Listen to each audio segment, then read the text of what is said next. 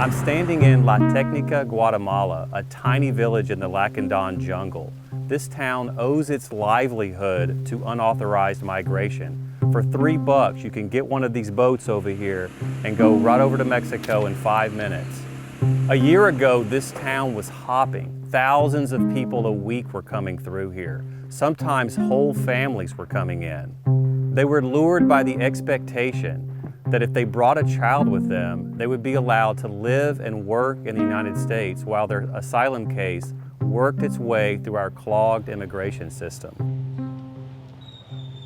Antes dice que les daban un permiso si iban con niños, algo así. Dice que ahora ya no les dan el permiso, que los deportan para México o otros países. Y comentan los emigrantes que por eso ya no quieren viajar.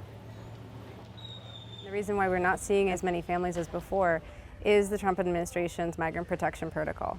Now, this policy, also known as Remain in Mexico, means that when asylum seekers, specifically families, reach the US-Mexico border, they cross in, they're either rerouted by Border Patrol or they cross the bridges, and then their cases are registered in the US asylum system, but the people themselves are returned back to Mexico to wait for the entirety of their asylum cases.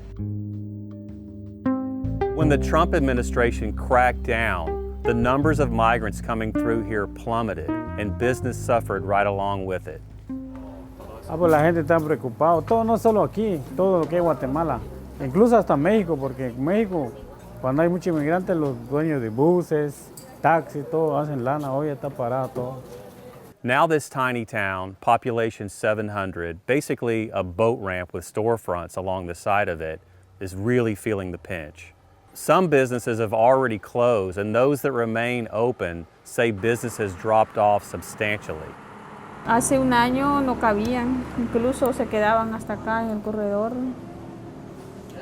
Se llenaba el otro hospedaje, pero ahorita no. Pasan semanas y nadie entra al hotel, porque no hay gente. Shelter operators on the other side in Mexico say they're seeing far fewer families now and a lot more men and unaccompanied minors.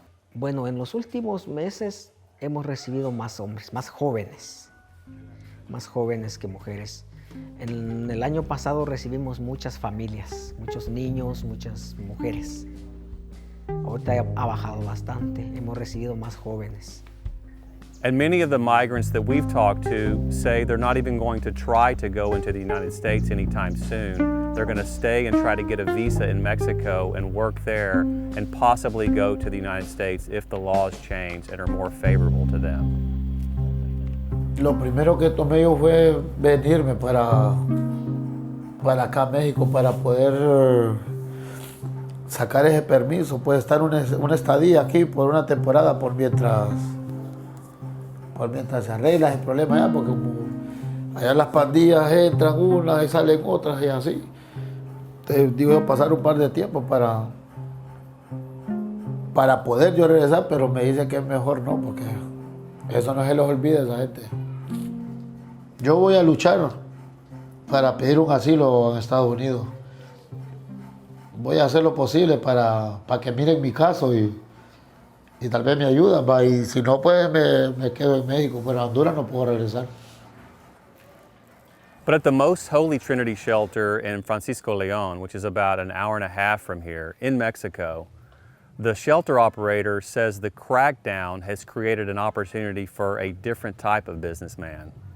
Pues que han aumentado más los polleros, porque el migrante quiere llegar a Estados Unidos o más para dentro de México, más a las fronteras con Estados Unidos. Y entonces ellos tienen que pagar quien los lleve. Como que la Guardia Nacional les abrió más el camino a los polleros. So if you're looking only at the number of people who are arriving at the border, yes, you can claim success. But if you begin looking at the conditions these people are in, the crimes that are being committed against them, if you start taking these other indicators into consideration, the picture doesn't look as great. Not to mention, it doesn't actually address any of the fundamental issues.